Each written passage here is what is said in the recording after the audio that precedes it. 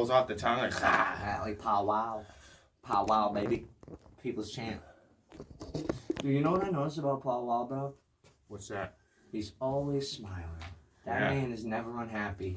That's He's good. always smiling. Isn't that good? Well, it's because his grill. He's always happy. Well, you gotta show off the gangster grills. I know, right? That dude really, dude, he embodies Diamonds Are Forever. It's a funny thought. He embodies it. He embodies Diamonds Are Forever, dude. That dude's never not smiling because he's got diamonds in his mouth. I mean, it's advertising for him, isn't it? It became advertisement, but not at first, I don't think, no. Right.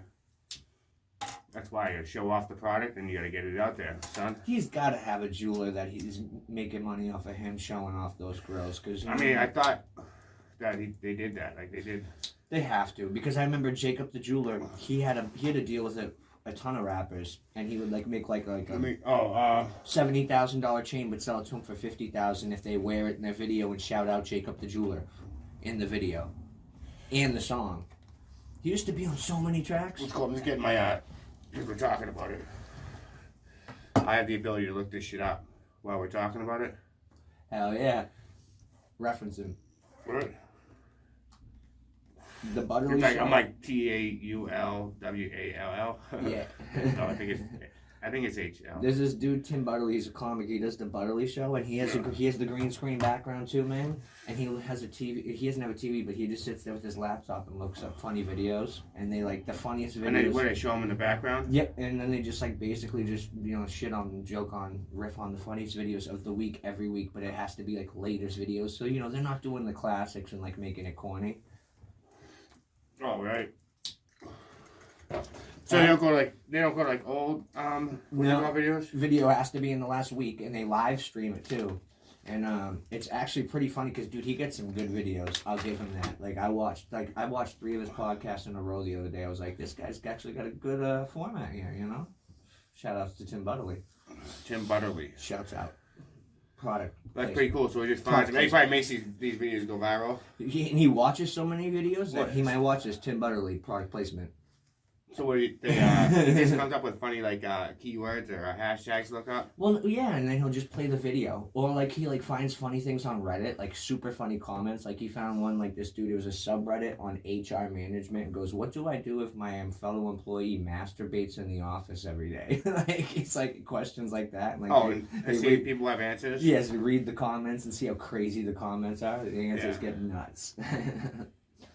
He's pretty good at finding some good stuff like that. Dude, the YouTube, the whole internet is just full of that shit right now. It's really probably not that hard for him to find, 3 or 4 videos a week that are funny enough that he can just shit on them. Well, does he do humor off of the videos, or he just adds the humor from the videos? Sometimes they'll just add to the videos, but most of the time it's humor because he's a comedian. He's a stand-up comic. And he's I will say he's a very well written comic. He's not one of those guys that does crowd work and stuff.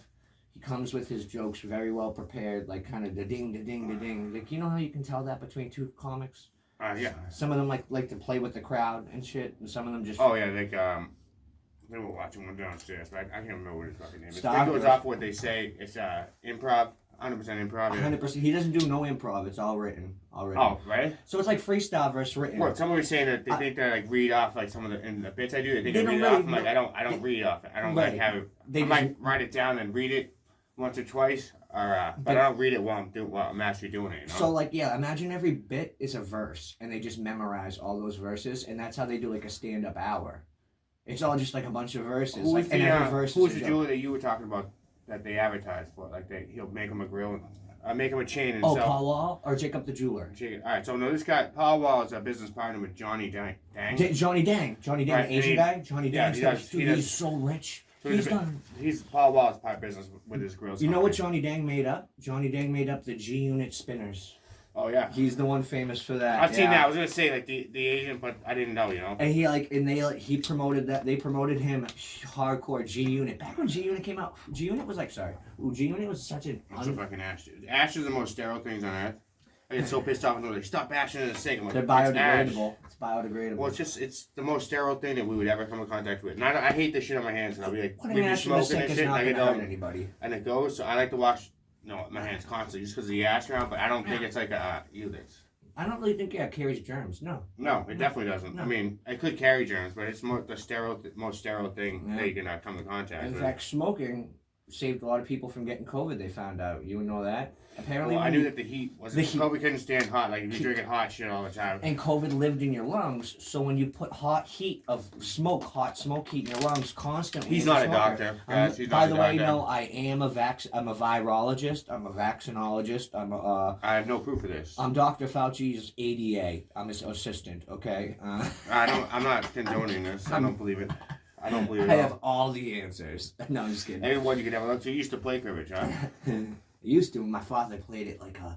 Yeah, that's how like I a picked it up god. too. You know, just my father, my uncles, and my 15, grandfather. 15, they would play for. They would have sheets that were like, I swear to God, this long. They tape the sheets together and they keep the game going for this year, weeks at a time. This year we've already played. Because like my uncle would leave and they'd keep going. They'd be like, the game's not over. Where like they go double or nothing. We've already played 300 games this year. 300. Wow, There you go. Me and BBT. We'll play like 10 games. Oh, yeah, I see. Hey, who is the score? You guys are at 100. Just wins. He's 20 games ahead of me. Okay. Yeah, see, my whooped my ass last night. My grandfather would he would cheat. My grandfather was so funny. Like when my uncle would leave, he'd be like, boop, and he'd move it one, and oh my God, my uncle would come in and be like, no, I wasn't at night. I had a friend whose grandfather never lost a game. Yeah. But when he was losing, he just quit. He just get up and leave the game. I fucking hate that so much. My grandfather was the most incredibly lucky person, but when he started losing, it was funny though. He was such the funniest sore loser. Like I remember, never forget this. I don't mind losing. I think that you never really won if you never lost. That's the bottom line. You've always won everything in your life. Wisdom. You've never really won until you've lost. At least, you know what I'm saying? Like you can't feel happiness without you can't feel the sun without the rain. You know, I'm not saying that, you got to be miserable in order to be happy. That's not what I was saying with that, but. It's true, though. I mean, you just got to know what it's like to not have something. Because otherwise, if your happiness is based off of always winning, always. If you've never had struggle in your life, you eventually will implode. I think. Right. Because you'll like face a struggle that most people have faced probably 20 times. 30, maybe 50 times, 100, maybe every day of their life, and you won't know what the fuck to do. You don't know. You know? And no one's gonna help you at that point because they're gonna be like, you need to learn. If you never lost, too. At the point when you do, you don't know what is like. You think that shit can't happen anymore. Like, you lose the confidence. It's crazy. It's tough bringing this up, but in my sobriety, they always told me you gotta do it for yourself, and it was like the same idea of like. If you don't go through it and like actually want to win because of your loss, if you don't want to succeed because of your failure, you know what I mean? Yeah. If your failure doesn't make you want to succeed, you're never gonna actually truly probably succeed. That's why I think never really. I would say I have like a main project. I garden. You know what I'm saying? I garden a lot. All kind of vegetables. I mean, obviously, and I really think but my vegetables and shit. They never really. What do you grow? What kind of vegetables? Tomatoes, green beans, potatoes. Potatoes, corn. Green beans, potatoes. Yeah. He goes potatoes, green beans, potatoes, you know? more potatoes. You say potato, I say potato. No, did I say green beans? Yeah, beans. What different types of beans? I grow these purple beans. They're called burgundy beans. Oh, I know what they are. Royal, like royal purple. That was so funny, bro. Then when you cook them with right? Oh yeah, potatoes. Potatoes, onions, small potatoes. Big potatoes, I haven't ever gotten garlic, so like I can garden good, but I never like when it gets towards like the end of the year. If you haven't kept up with your weed and shit like that, it's too much for me to handle. So I haven't really gotten like because they'll get overgrown to the canning part, like where you start canning them up and shit like that. Oh yes, okay, yeah. Because so like I never got a problem with had too much squash, cucumbers. Fucking everything. I mean, I've done the squash is fun to grow in cucumbers because my friend grew a squash and it was so fucking huge, dude. This squash. That's what she said. Yeah. No, so there's this method of growing. It's called Three Sisters, and the Indians came up with it. You have that's what she said. 3 sisters. You know what I'm saying? Like, come over right now. It's like a mound like this. So you grow your corn on the mound, right? Yeah. And then so it's downward. So and then once the corn's a certain height, you plant green beans around the corn so they can grow up the corn. Okay. And you plant squash. So this is basically just Minecraft, and you're building a castle, and the green beans are the wall. The squash. I mean, I did it. It worked really well. And you build a moat in too. It's kind of true. Corn's difficult to grow, because you build the moat in. You got the green beans surrounding wall. You build the moat. Right. You just gotta keep up. You just gotta keep it up. It's just one big castle. Life's just one big battle. So that was a successful year. So I've had like successful years, not successful years, but I've never really been harvesting keep it like to the end of the year because I just like. ends up being too much for me. I'll go and like work on it, but not to any avail. You know what I'm saying? There's a certain point where you just fucking Isn't gardening soothing though? It's very soothing. I mean, it's because I don't have to deal with any assholes. I go out there just by myself. And you can put either music or silence, depending the mood, and you can just be going away at it. I feel like it's a very I feel it's therapeutic though. I think it's therapeutic. No, it is. I mean, you gotta like to do it though. You can't like. No, you can't half-ass it. You're not half-ass it. Like last year, I was on this. Your shit won't grow if you half-ass it. I mean, people make the mistake of not reading the goddamn package and seeing what the spacing should be, and it's all very simple if you actually do. Yeah, it's just a recipe. Like it's like cooking a recipe. If you follow every single step, it will come out right. Or at least the minimals, you know what I'm saying? Yeah, you get the minimal rightness. Yeah, you know, but you'll learn people to be better. They want to break the mold and come up with this new fantastic idea that no one's ever, and it's... Well, they did that with hydroponics. We got to give hydroponics people credit. Not really a good way to do organic hydroponics. You know what I'm saying? No, there isn't. But still, though, that's a great invention. They got close. They're getting close. I mean, it's good. When you talk about breaking the mold, what else? I mean, I'm trying to think of other gardening inventions. It's like one of those things they did to speed it up, and I don't like to like what other gardening inventions? I think a lot of the best stuff comes from being patient with it. You know, and actually doing it patiently. Like patience is...